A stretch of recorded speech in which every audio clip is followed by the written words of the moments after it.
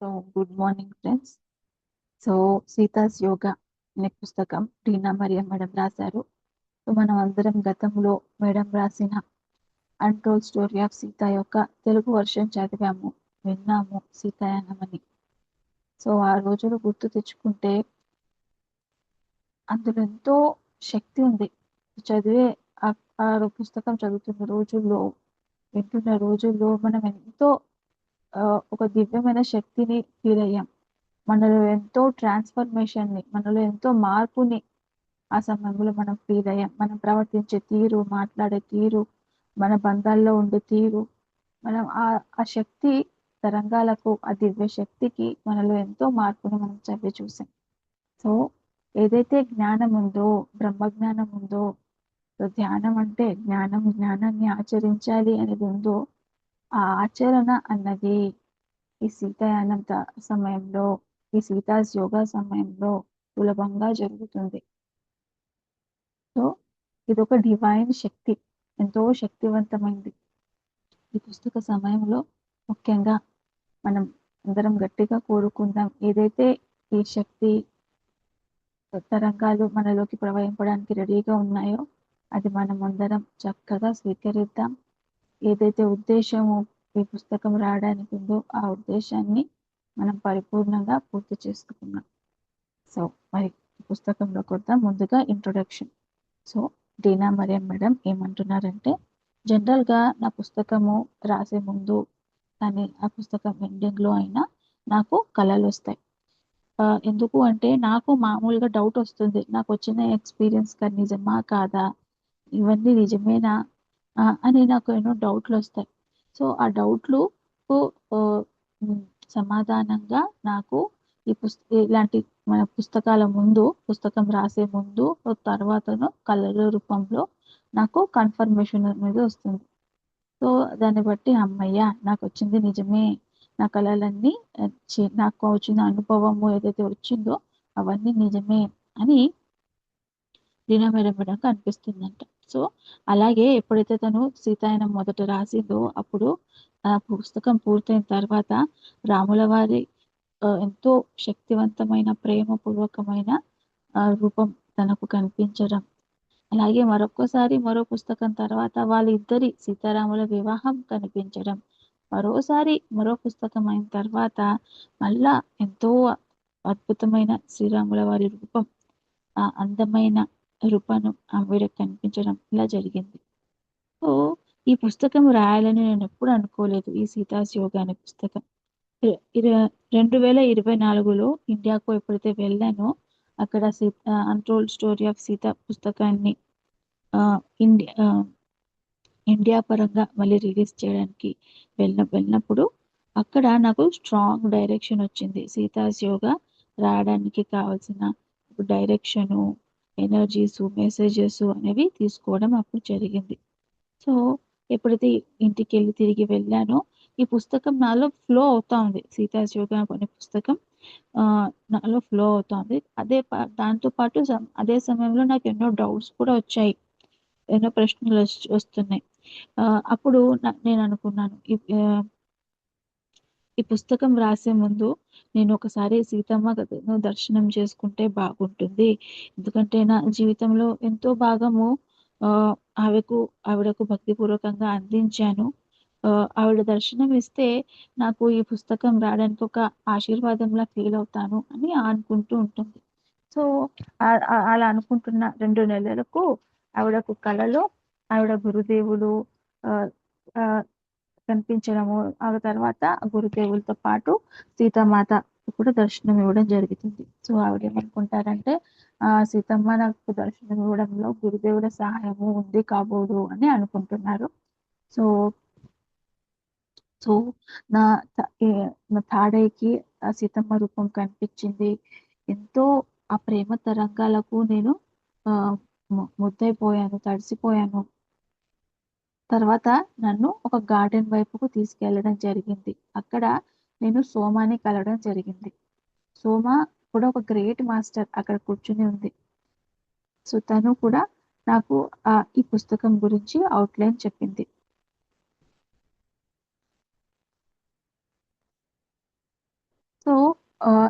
ఇక్కడ సోమ గురించి చెప్పుకోవాలంటే మనం సీతాయన చదివిన వాళ్ళందరికీ సోమ గుర్తుంటుంది.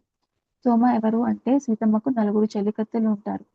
సీతమ్మ మిథిల నుంచి అయోధ్యకు వచ్చేటప్పుడు సీతమ్మతో పాటు 4 చెలికత్తెలు అంటే సీతమ్మ సర్వెంట్స్ 4 వస్తారు. అందులో మీనాక్షి ఒకరు. మీనాక్షిని మన డీనా మరియం మేడం యొక్క ఒకానొక గత జన్మ. సో మీనాక్షితో పాటు ఇంకొక 3 ఉంటారు. అందులో ఒకరు సోమ. సో తను చాలా డెడికేటెడ్ గా సీతమ్మ ఏం కావాలో చెప్పక ముందే తను అంతా అరేంజ్ చేసి పెట్టేది. సీతమ్మకి ఏం కావాలో మీకు ముందే తెలిసిపోయేది. సో అంత డెడికేటెడ్ సోల్ అన్నమాట. సో ఆ సోమను మళ్ళీ ఈ మీనాక్షి ఎవరైతే ఉన్నారో తను చనిపోయిన తర్వాత తన నెక్స్ట్ జన్మ అనసూయగా పుడుతుంది. సో తను అనసూయకు కౌన్సిలింగ్ కోసము ఆ సోమ దగ్గరే తీసుకెళ్తారు. సో సోమతో మాట్లాడడము, అనసూయ తన మైండ్ సెట్ చేంజ్ చేసుకోవడం అదంతా మనము సీతాయనంలో చూస్తాం. సో సీతాయనంలో మీనాక్షి చూసినంత జన్మ ఒకటి తను సీతాయనం పుస్తకంలో రాస్తే, మిగతా సీతమ్మ యొక్క చరిత్ర మనకు అందించింది సోమ అన్నమాట. సోమ అనసూయకు చెబుతుంది. అనసూయ ఇక్కడ పుస్తక రూపంలో రాయడం జరిగింది. సో ఓకే, సోమ గురించి కొంచెం తెలుసుకున్నాం. తర్వాత 2024 ముందు వరకు నేను ఇంకో పుస్తకం రాస్తూ ఉన్నాను. దాని పేరు memories of a future life. అంటే నా భవిష్యత్తు జన్మలు ఎలా ఉండబోతున్నాయి అని నేను రాసుకుంటూ ఉన్నాను. సో అప్పుడు నేను ఆ పుస్తకం రాసేటప్పుడు నాకు భవిష్యత్తు జన్మలో సోమ మళ్ళీ కనిపిస్తుందా, ఆమె దర్శనం మళ్ళీ దొరుకుతుందా, ఆ గైడెన్స్ నాకు మళ్ళీ దొరుకుతుందా అని వెతుకుతూ ఉన్నాను.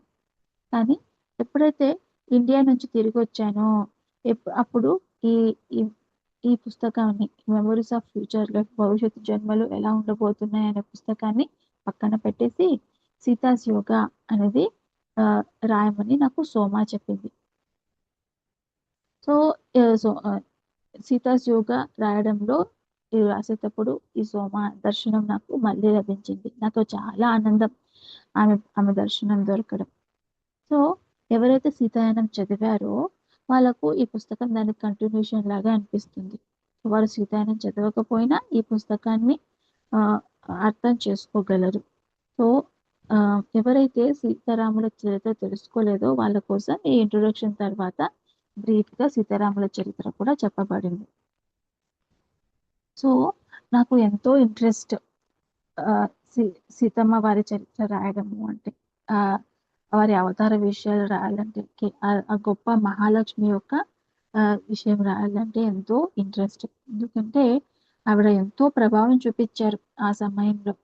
సో వాళ్ళ చరిత్ర అంటే కేవలం వాళ్ళు ఎలా ఉన్నారు అన్నది ఒకటే కాదు, వాళ్ళు వేరే వాళ్ళపై ఎలాంటి ప్రభావం చూపించారు అని.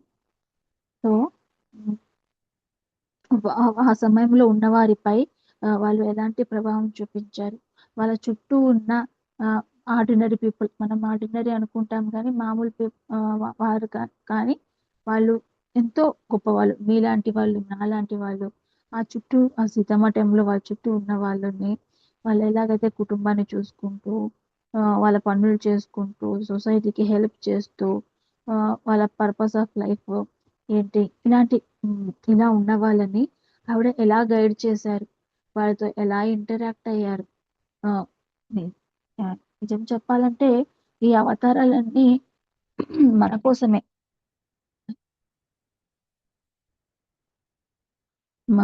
మనల్ని ఉద్ధరించడానికే ఈ అవతారాలన్నీ భూమి మీద రావడం జరిగింది. వాళ్ళు ఆ అవతార స్వరూపులు కేవలం పెద్ద పెద్ద యుద్ధాలు ఒకటే కాదు, బయట జరుగుతున్న పెద్ద పెద్ద యుద్ధాలని గైడ్ చేయడం ఒకటే కాదు, మన లోపల జరుగుతున్న అతి చిన్న యుద్ధాన్ని కూడా వాళ్ళు మనల్ని గైడ్ చేస్తారు. మనలో అతి చిన్న విషయంలో కూడా మార్పుని వాళ్ళు తీసుకొస్తారు. ముఖ్యంగా మనలోని నెగిటివ్ ఎమోషన్స్ ని, వినాశకర ఎనర్జీస్ ని, ఏదైతే ప్రపంచంపై ప్రభావం చూపిస్తున్నాయో వాటిని వాళ్ళు కంట్రోల్ చేయడానికి, మనలోని ట్రాన్స్ఫర్మేషన్ తీసుకురావడానికి ఆ అవతారాలు మనకు హెల్ప్ చేస్తాయి. సో ఏదైతే యుద్ధం సీతారాముల సమయంలో జరిగిందో అది ఇప్పటి వరకు కూడా ఉంది. సో దాని కేసెస్ ఏదైతే ఉన్నాయో ఆ కోపము, అత్యాశ, అహంకారము, స్వార్థము, ఉపేక్ష, పట్టించుకోకుండా ఉండడము, అని వాటి తాలూకు భయాలు అనే ఆ నెగిటివ్ వాటికి సంబంధించిన భయాలు ఇవన్నీ ఉన్నాయి. సో సీతమ్మ వారి కాలంలో ఈ నెగిటివ్ ఫోర్సెస్ అన్ని ముద్దగా ఒక చోట ఉండేవి. లంకలో రావణుడి రూపంలో అక్కడ ఉండేవి. రావణ అంటే ఏంటి అంటే ఒక ఫోర్స్, స్ట్రాంగ్ ఫోర్స్. దేనికి అంటే మానవ చైతన్యానికి దిగజార్చడానికి, మనలో దిగదార్చి మనల్ని కేవలం ప్రాపంచికత వరకే, మన మాయలో మనల్ని ఇరికించడానికి ఆ ఒక స్ట్రాంగ్ ఫోర్స్ రావణాసుడు అనమాట. సో ఆ ఏదైతే క్వాలిటీస్ ఉన్నాయో అత్యాశ, గర్వము, మోసం చేయడము అనే రావణాసురుడి సీతమ్మ టైంలో ఉండే గుణాలు భూమి మీద ఇప్పటి వరకు కూడా ఉన్నాయి. ఆ గుణాలు, ఆ క్వాలిటీస్. సో మరి ఈనాటి రావణాసురుడిని ఎలా జయించగలం, ఎలా ఓడించగలం? సో ఏదైతే ఈ క్యారెక్టర్స్ ఉన్నాయో, నెగిటివ్ క్యారెక్టర్స్, రావణాసుడికి నెగిటివ్ క్యారెక్టర్స్, అవి బయట ప్రపంచంలో ప్లస్ లోపల ప్రపంచంలో అంతా వ్యాప్తి చెంది ఉన్నాయి. మరి ఈ బయట ప్రపంచంలో ఉన్న వీటిని ఓడించడం డైరెక్ట్ గా సాధ్యం కాదు. ఎంతవరకు అయితే మనం లోపల ఉన్న నెగిటివ్ ఫోర్సెస్ ని, మన గుణాల్ని మార్చుకున్నంత వరకు ఈ బయట ప్రపంచంలో ఉన్న రావణాసురుడి ప్రభావాన్ని మనము తుడిచివేయలేము. సో ఈ రానున్న పుస్తకం, ఈ పుస్తకం మనకు మరి ఈ వీటిని ఎలా సంహరించాలి, ఈ రావణాసురుడి యొక్క లోపల బయట క్వాలిటీస్ ని ఎలా అరికట్టాలి అనేది మనకు ఎంతగానో చక్కగా ఉపయోగపడుతుంది అని నేను భావిస్తున్నాను. నెక్స్ట్ ఆ డీనా మరి మేడం ఇంకా ఏమన్నారంటే, ఆ మొట్టమొదటిసారి ఇక్కడ ఒక గొప్ప మార్పు ఉంది. అదేమంటే నేను ఫస్ట్ టైం నా చరిత్ర నేను రాయట్లే, నా గత జన్మలు నేను రాయట్లే, నాకే చెప్పబడిన చరిత్రను నేను రాస్తున్నాను. సో ఇది అంత సులభం కాదు. నన్ను నేను ఇతరులకు పూర్తిగా సరెండర్ చేసుకుని ఒక రచయితకు సరెండర్ అయ్యి వాళ్ళు చెప్పింది రాయడం నాకంత సులభం కాదు. సో ఆ రచయిత ఎవరు అంటే తను ఆల్రెడీ ఒక గొప్ప మాస్టర్. సీతమ్మ కాలంలో జన్మ తీసుకుని ఎన్లైటన్ అయ్యి పైలోకాల్లో సీతమ్మ దగ్గర అక్కడ సీతమ్మ చైతన్యంలో ఉంది. సో సో ఈ స్పిరిచువల్ గా అడ్వాన్స్డ్ ఎదిగిన ఈ ఆత్మ ఎప్పటి నుంచి ఉందంటే సీతమ్మ టైంలో భూమి మీద ఉన్నప్పుడు ఉంది. మరి ఆవిడ ఆ రాజ్యాన్ని వదిలి వెళ్ళినప్పుడు, అడవులకు వెళ్ళినప్పుడు ఆవిడంతా ఈవిడ ఉంది. సో ముఖ్యంగా ఆ ఇది ఎప్పుడు చెప్పబడిందంటే యుద్ధం తర్వాత ఆ పరిణామం, ఆ యుద్ధం యొక్క నెగిటివ్ ఎఫెక్ట్ సమాజంపై ఆ ప్రభావం ఉన్న సమయంలో ఆ రావణాసురుడి ప్రభావం మానవ సమాజంపై ఉంటున్నప్పుడు ఆ రాముడు సీత ఎలా ఆ అది ఆ వారిని ఎలా ఓడించి ఎలా మార్పు తీసుకొచ్చారు అన్నది మనకు ఈ కాలంలో కూడా ఉపయోగపడుతుంది.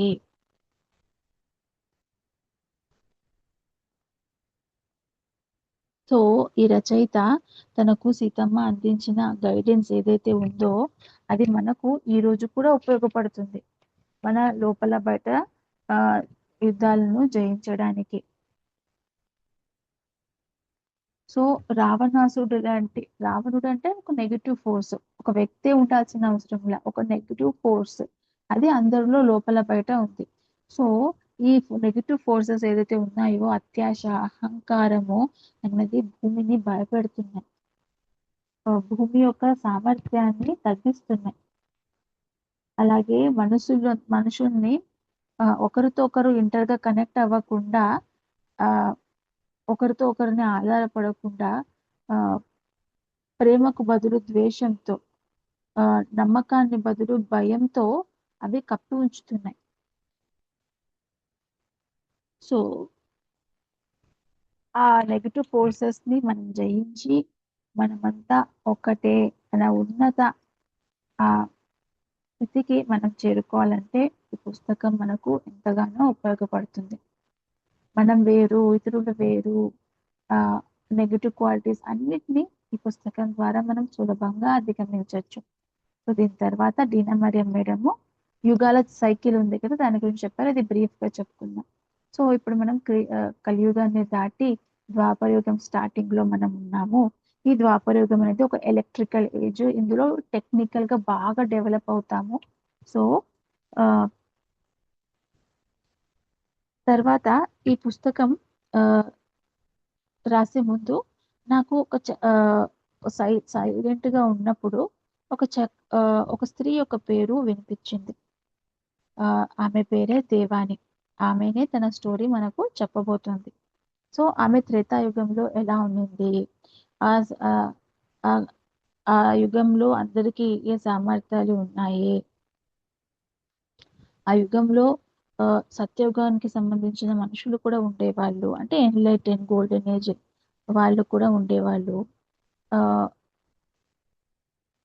సో వాళ్ళకు తెలుసు వాళ్ళు ఏ యుగంలో ఉన్నారు, మరి ఆ యుగము ఎలా దిగజారబోతుంది అనేది ఆ యోగులకు తెలుసు. సో యుగాలు అన్నవి మన లోపల బయట రూపాన్ని దాల్స్తాయి. సో ప్రతి ఒక్క యుగంలో ఇక్కడ ఒక గొప్ప పాయింట్ సార్ కూడా ప్రతిసారి కూడా ఒక సందర్భంలో చెప్పడం జరిగింది. సో సత్యయుగంలో అయినా ఒక ఆ ఏమంటారు శైశవాత్మ అంటే లో స్థితి ఉన్న ఆత్మ అప్పుడు కూడా జన్మ తీసుకోవచ్చు. అలాగే ఎంతటి కఠోరమైన కలియుగంలో అయినా ఎన్లైటెడ్ మాస్టర్స్ ఉండొచ్చు. సో ఒకసారి సత్యయుగం ఆ, గురించి ఏదో ప్రశ్న జూమ్ లో పత్రిసారిని అడిగితే, సో పత్రిసారి ఏమన్నారంటే సత్యయుగం అన్నది మైండ్ సెట్ కి సంబంధించింది. మనం ఏ యుగంలో ఉన్నా ఆ వ్యక్తి ఎన్లైటన్ అయి ఉంటే ఆ వ్యక్తి సత్యయుగంలో ఉన్నట్టే అన్నట్టు సారు జూమ్ లో చెప్పడం జరిగింది. సరే, మరి యుగాల గురించి చెప్తూ ఆ త్రేతాయుగం మనం అర్థం చేసుకోవాలంటే త్రేతాయుగం ఒక ఎంతో అయస్కాంత శక్తి ఉంది. సో ఈ శక్తిని మనము అక్కడ అర్థం చేసుకోగలం. సో మనం త్రేతాయుగ వ్యక్తి అయితేనే మాత్రమే ఆ శక్తిని, ఆ క్రియేషన్ ని మనం అర్థం చేసుకోగలం. సో ముఖ్యంగా ఇంకొక మాట ఆ ఈ సీతాయనంలో కూడా చదవడం జరిగింది. మన సోలార్ సిస్టము ఒక ముఖ్య నక్షత్రానికి దూరంగా ప్రయాణం చేయడం వలన ఈ భూమి మీద ఆధ్యాత్మికత అన్నది తగ్గిపోయింది. తర్వాత మనసు యొక్క శక్తి అన్నది ఆ తగ్గుతూ వచ్చింది. ధర్మం అన్నది దిగజారుతూ వచ్చింది. అలాగే మా చైతన్యం, ఉన్నతమైన చైతన్యం వన్నెస్ అన్నది ఆ సపరేట్ అయిపోయింది. నువ్వు వేరు నేను వేరు అన్నది ఈగో కాన్షియస్ గా మార్పు చెందింది. సో ఇది యుగ యుగ ప్రభావం.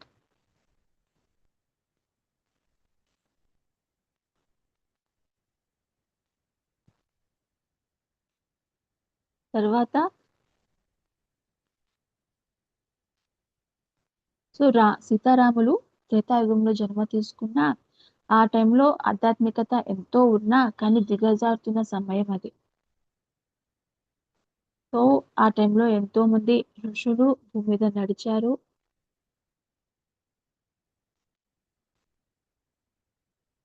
సో ఎంతో ఆశ్రమాలు ఉన్నాయి, ఎంతో మందికి ఆత్మజ్ఞానం ఇవన్నీ అందుతున్నాయి ఒకవైపు. మరోవైపు రావణాసురుడు లాంటి నెగటివ్ ఫోర్స్ కూడా అక్కడ ఉంది. సో ఆయన చాలా స్ట్రాంగ్ శక్తి ఉంది, ఎంతో మెంటల్ కెపాసిటీ ఉంది, ఆ, ఇతరులని ఎంతో ప్రభావం చూపించే ఆ, శక్తి ఉంది. సో అత్యాశ, అజ్ఞానం, ధర్మాన్ని సొంతం కోసం ఉపయోగించుకోవడం. ఆ, సో ఇవన్నీ మనం రావణాసురులో క్వాలిటీస్ చూస్తాము.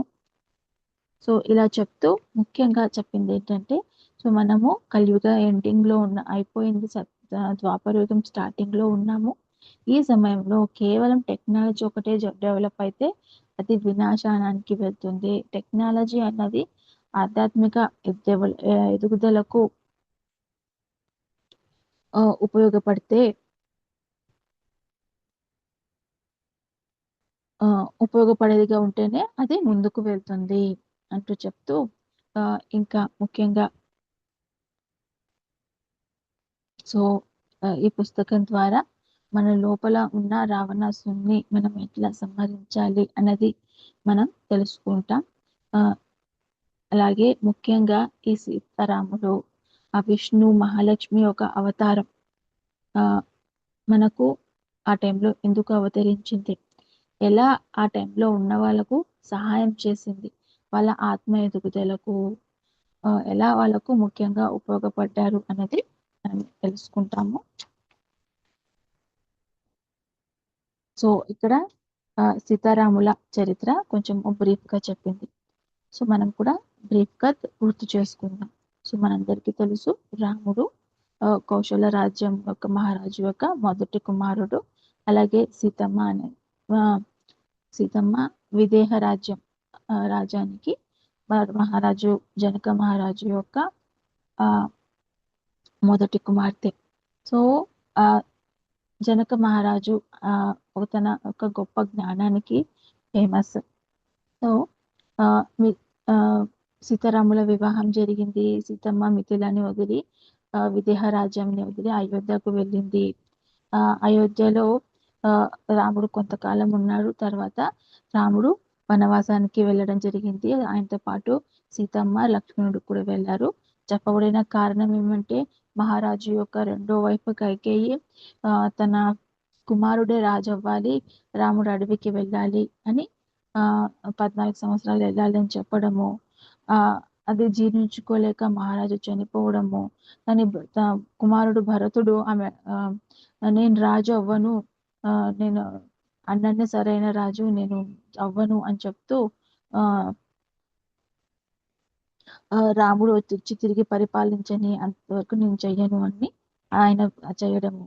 సో మొత్తానికి డీపర్ రీజన్ ఏం కనిపిస్తుంది అంటే వీళ్ళ అడవులకు వెళ్ళడానికి అక్కడ ఎంతో పని ఉంది రాముడికి. అడవుల్లో అక్కడంతా ధర్మాన్ని స్థాపించడానికి, సీతమ్మ అయితే కొత్త టెక్నిక్స్ ఆహారం పండించడంలో కొత్త టెక్నిక్స్ జనానికి నేర్పించడానికి. ఎందుకు అంటే అంతకు ముందు వరకు జనాభా తక్కువగా ఉండేది, అడవుల నుంచి వచ్చిన పండ్లు వాటిని సరిపోయేది. కానీ భూమి మీద జనాభా పెరిగే కొద్దీ వాళ్ళకు ఆహారం కరువు అవుతోంది. వాళ్ళకు స్వయంగా పండించుకోవాల్సిన అవసరం ఉంది. కానీ వాళ్ళకి తెలియదు ఎలా పండించుకోవాలనేది.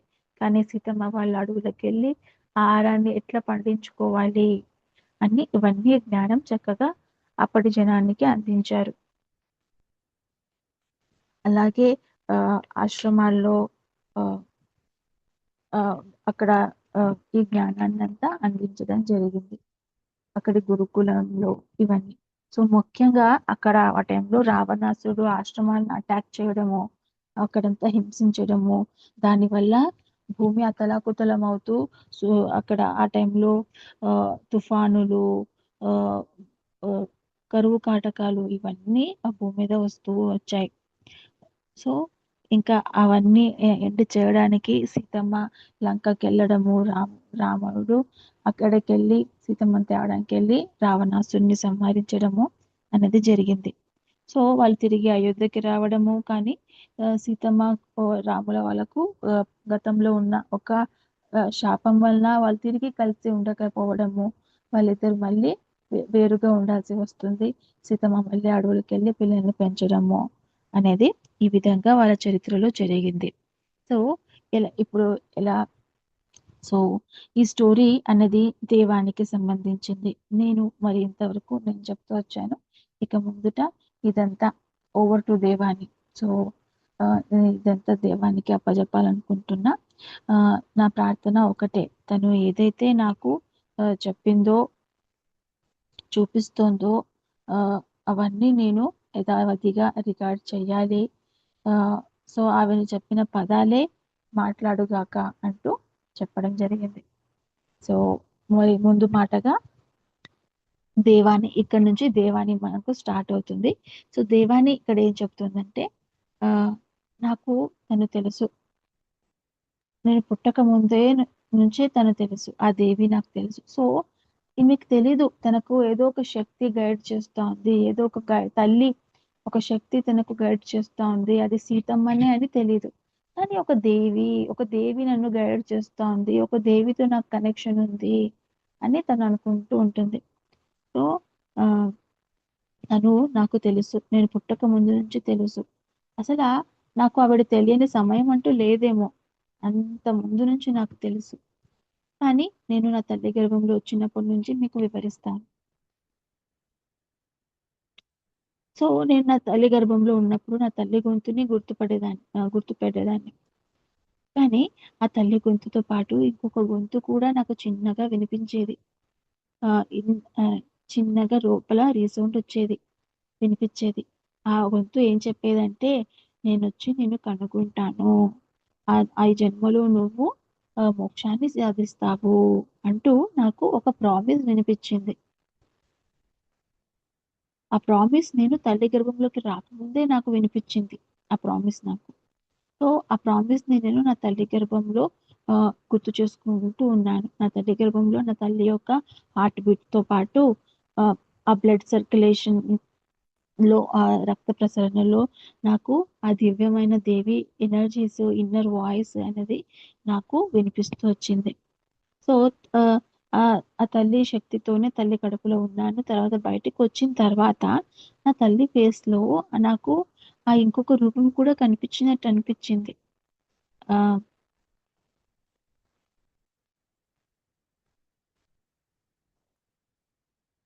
సో, నేను ఈ బయట ప్రపంచానికి అడ్జస్ట్ అయ్యేలోపు ఆహ్, సో, నాకు ఆ తల్లి యొక్క ఉండటం అనిపిస్తూ ఉండేది. తను కనిపించకపోయినా ఆ శక్తి తెలుసు. నా వెంట ఎవరోదేదో శక్తి ఉంది అనేది నాకు తెలుస్తూ ఉండేది.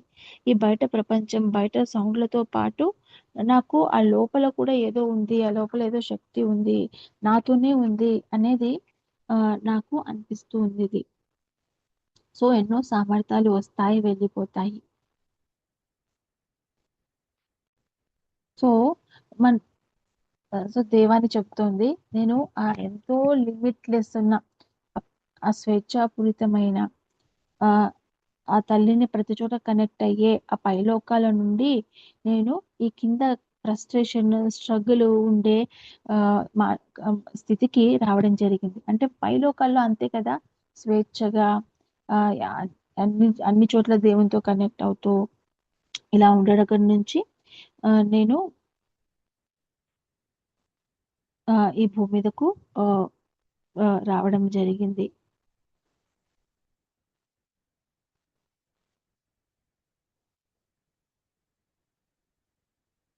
సో, ఆ తల్లి రూపంలో నన్ను చక్కగా తను కాపాడుతూ వచ్చింది. సో, సమయం గడిచింది. నేను నడవడం, మాట్లాడడం నేర్చుకున్నాను. ఆహ్, బయట ప్రపంచంతో అడ్జస్ట్ అవ్వడం నేర్చుకున్నాను. నాకు ఆహ్, ఆహ్, ఆ తల్లి కలల రూపంలో నాకు కనెక్ట్ అవుతూ వచ్చింది. ఒక చక్కటి చల్లగాలి రూపంలో ఆహ్, ఆ దేవిని నేను దర్శించాను. నా కలల్లో నేను దర్శిస్తూ వచ్చాను.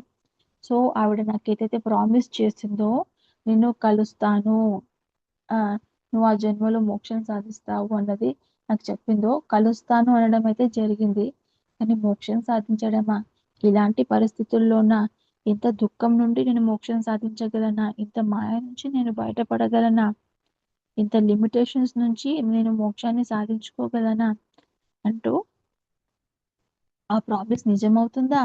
అంటూ ఈమె ఆలోచిస్తోంది. సో, ఇలా ఆలోచిస్తూ మరి ఇవాళ ఇక్కడ ఎండ్ చేసుకుందాము.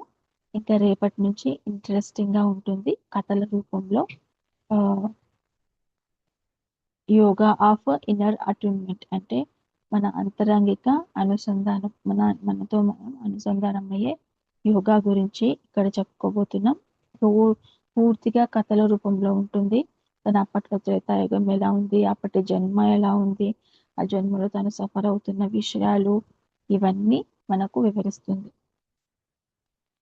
సో ఫ్రెండ్స్ మరి ఇవాల్టి సీతాస్ యోగాని ఇక్కడ ఎండ్ చేసుకుందాం. తిరుగు రేపు మనం కంటిన్యూ చేసుకుందాం.